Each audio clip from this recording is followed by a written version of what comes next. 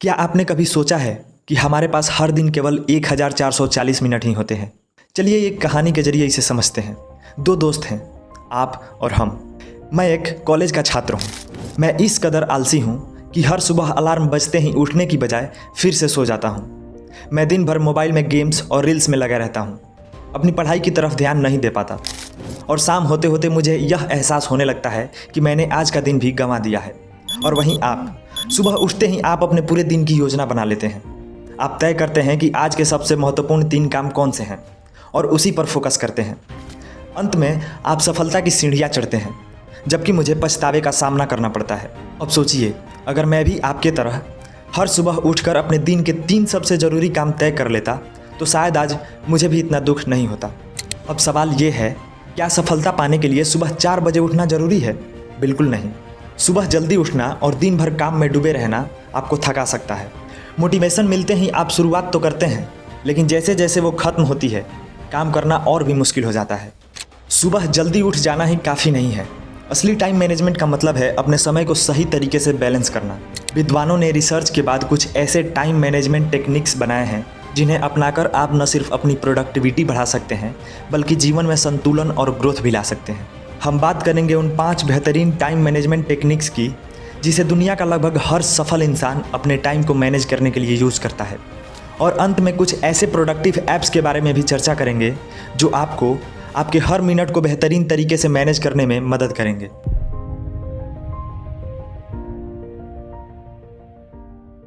चलो मैं आपसे सीधे बात करता हूँ। क्या आप कभी महसूस करते हो कि दिन भर में इतने सारे काम होते हैं कि समझ ही नहीं आता कि सबसे पहले क्या करना चाहिए? इतने सारे कामों के बीच कुछ ऐसी चीज़ें होती हैं जो आपके ऊपर से फिसल जाती हैं। हम यहाँ आइजनहावर टेक्निक के जरिए समझेंगे कि हमें अपने पूरे दिन में कौन कौन से काम करने चाहिए और कब करने चाहिए। इसके लिए हमें सबसे पहले पता होना चाहिए कि हमें पूरे दिन भर में कौन कौन से काम करने हैं। सबसे पहले पेन और पेपर लेकर आज आपने जो कुछ भी किया है और कल जो भी करने वाले हो उन सबको लिखो, क्योंकि जब पता होगा कि कल हमें क्या करना है तो उसे हम और इफ़ेक्टिव तरीके से कर सकते हैं। अब हमारे पास लिस्ट आ चुका है, कल क्या क्या करना है अब हमें पता है। सबसे पहले हम अपने सारे कामों को 4 भागों में बांटेंगे। पहला होगा इम्पॉर्टेंट और अर्जेंट। हम यहाँ उन कामों को रखेंगे जो हमारे लिए इम्पॉर्टेंट भी हैं और अर्जेंट भी हैं। जैसे ये सोनू हमारा दोस्त है। सोनू एक स्टूडेंट है और ये पढ़ाई करता है। बस थोड़े दिनों में ही इसके एग्ज़ाम आने वाले हैं, तब सोनू के लिए पढ़ाई करना इम्पॉर्टेंट भी हो जाता है और अर्जेंट भी। हमें भी बिल्कुल सोनू की तरह अपने दिन के सबसे इम्पॉर्टेंट और अर्जेंट कामों को सबसे पहले करने चाहिए। अब अगला है इम्पॉर्टेंट बट नॉट अर्जेंट। ये वो काम होते हैं जो हमारे फ्यूचर गोल्स को अचीव करने में मदद करते हैं। मान लेते हैं आप में से कोई ऐसा भी है जिसका सपना सिंगर बनना है और वो सिंगिंग सीखने के लिए रोज़ 2 घंटा क्लास करता है, पर इसी बीच उसके एग्ज़ाम भी आने वाले हैं। हमें यहाँ अच्छे से समझना चाहिए, सिंगिंग सीखना इम्पॉर्टेंट तो है पर अभी अर्जेंट नहीं है। एग्ज़ाम की तैयारी के लिए कुछ दिनों तक सिंगिंग क्लास को बंद किया जा सकता है। वैसे ही हमें भी अपने लाइफ के इम्पॉर्टेंट कामों को समझ के उसे सबसे पहले करना चाहिए। अब आता है अर्जेंट बट नॉट इम्पॉर्टेंट। यह वो काम है जो ज़रूरी तो होते हैं पर आपको आपके गोल्स को अचीव करने में हेल्प नहीं करते। ऐसे काम को या तो आप दूसरों से करवा सकते हो या अपने फ्री टाइम में कर सकते हो। हम इसे सोनू वाले एग्जाम्पल से समझते हैं। अभी सोनू के लिए पढ़ाई करना बहुत इंपॉर्टेंट है, लेकिन इसी बीच सोनू की मम्मी आ जाती है और सोनू से कहती है, सोनू बेटा घर में सब्जी खत्म हो गए हैं, ज़रा बाजार जाके सब्जी लेते आना। तब सोनू क्या करेगा? बाजार से सब्जी लाने जाएगा या अपना पढ़ाई पूरा करेगा? सोनू के लिए बाजार से सब्जी लाना अर्जेंट तो है लेकिन इम्पॉर्टेंट नहीं। बाजार से सब्जी तो मम्मी भी ला सकती है, पर पढ़ाई सिर्फ सोनू को ही करना है। वैसे ही आपके लाइफ में भी कुछ ऐसे ही अर्जेंट काम आते होंगे जिसके चलते आपके पूरे दिन का रूटीन खराब हो जाता होगा। वैसे काम को या तो आप दूसरों से करवा सकते हो या फिर अपने फ्री टाइम में कर सकते हो।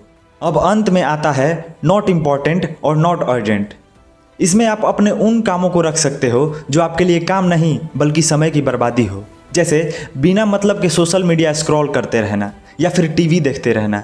ये सब आपके लिए ना ही अर्जेंट हैं और ना ही इम्पॉर्टेंट। इन सब चीज़ों से आप सिर्फ अपना समय बर्बाद करते हो और कुछ नहीं। जरा सोचिए, आपका पूरा दिन बिना किसी योजना के बीत जाता है। जब मन करता है तब खाते हैं, जब थक जाते हैं तब सो जाते हैं। नतीजा हर शाम आपको एहसास होता है कि ढेरों जरूरी काम अधूरे रह गए हैं और यही सिलसिला रोज दोहराया जाता है। लेकिन अगर आप अपने दिन भर के कामों को समय के अनुसार बांध लें, यानी टाइम ब्लॉकिंग कर लें, तो हर काम का सही समय तय रहेगा। इससे न केवल आपका दिन अनुशासित होगा, बल्कि आप ज़्यादा प्रभावी भी बनेंगे। जब हर काम का सही समय निश्चित हो तो दिन पर आपका पूरा कंट्रोल रहेगा। अभी आप अपने करियर और फ्यूचर गोल्स के लिए कितने मेहनत कर रहे हो ये मुझे नहीं पता। मुझे ये भी नहीं पता कि अभी आप स्टूडेंट हो या कहीं जॉब कर रहे हो, पर शायद टाइम ब्लॉकिंग से आपका काम बन सकता है। अगर आपको टाइम ब्लॉकिंग करने नहीं आती तो इसके बारे में थोड़ा बात कर लेते हैं। शायद आपने स्टूडेंट लाइफ में स्टडी के लिए टाइम टेबल जरूर बनाया होगा। ये बिल्कुल वैसे ही काम करता है। इमेजिन करो, सुबह उठते ही आप अपने पूरे दिन का टाइम टेबल सेट कर लेते हो। अब आपको कब क्या करना है ये सारी चीज़ें पता होंगी, जिससे अब आप उस चीज़ के लिए भी टाइम दे पाओगे जिसके लिए कभी आपके पास टाइम ही नहीं होती थी। अब आप अपने हर मिनट का सही से इस्तेमाल कर पाओगे। इस तकनीक का यही जादू है कि हर काम के लिए स्पेसिफिक टाइम सेट होने से आपका दिन बिखरता नहीं है, बल्कि और प्रभावी बनता है। इससे ना ही फालतू की रुकावटें आती हैं और ना ही समय की बर्बादी होती है। जब हर मिनट का सही से इस्तेमाल होने लगता है तो न सिर्फ प्रोडक्टिविटी बढ़ती है, बल्कि आपका पूरा दिन पूरी तरह से आपके कंट्रोल में रहता है। कभी ऐसा हुआ है कि आप किसी काम को करने बैठते हैं, लेकिन 10 से 15 मिनट बाद ही आपका ध्यान भटकने लगता है। कभी फ़ोन की नोटिफिकेशन तो कभी सोशल मीडिया, और देखते ही देखते घंटों बर्बाद। पोमोडोरो टेक्निक इसी समस्या का समाधान है। सोचिए, अगर आपको कोई टास्क पूरा करना है, लेकिन आप उसे घंटों करने के बजाय उसे छोटे छोटे हिस्सों में बांट दें। यही इस तकनीक का मूल सिद्धांत है। आखिर पोमोडोरो टेक्निक काम कैसे करती है, आइए समझते हैं। सबसे पहले कोई भी एक काम चुनें जो आपको पूरा करना है। उसके बाद 25 मिनट के लिए एक टाइमर सेट करें। इन 25 मिनट में बिना किसी रुकावट के बस वही काम करें। जैसे ही टाइमर बजने लगे 5 मिनट का ब्रेक लें और फिर से 25 मिनट का एक नया पोमोडोरो सेशन शुरू करें, और हर 4 पोमोडोरो के बाद 25 से 20 मिनट का एक बड़ा ब्रेक लें। अब इसे एक रियल लाइफ उदाहरण से समझते हैं। सोचो, आपको किसी एग्ज़ाम की तैयारी करनी है या ऑफिस का कोई ज़रूरी काम ख़त्म करना है, लेकिन जैसे ही आप पढ़ाई करने बैठते हो 2 मिनट बाद ही आपका दिमाग कहता है चलो यार इंस्टाग्राम चेक कर लेते हैं। फिर आपको याद आता है अरे दोस्त को मैसेज भी तो करना था, और इस चक्कर में आपका 1 से 2 घंटा बर्बाद हो जाता है। पोमोडोरो टेक्निक से आप फुल फोकस के साथ पढ़ाई करोगे। बीच बीच में छोटे छोटे ब्रेक से दिमाग फ्रेश रहेगा और काम तेज़ी से पूरा होगा। दुनिया के कई बड़े लेखक, प्रोग्रामर और बिजनेसमैन इस टेक्निक का इस्तेमाल करते हैं, क्योंकि यह आलस और प्रोक्रेस्टिनेशन से खुद को बचाने में मदद करता है। ध्रुव राठी ने अपने वीडियो में प्रोक्रेस्टिनेशन को अच्छे से समझाया है। उस वीडियो का लिंक डिस्क्रिप्शन में है। हर किसी के लाइफ में कुछ सपना होता है।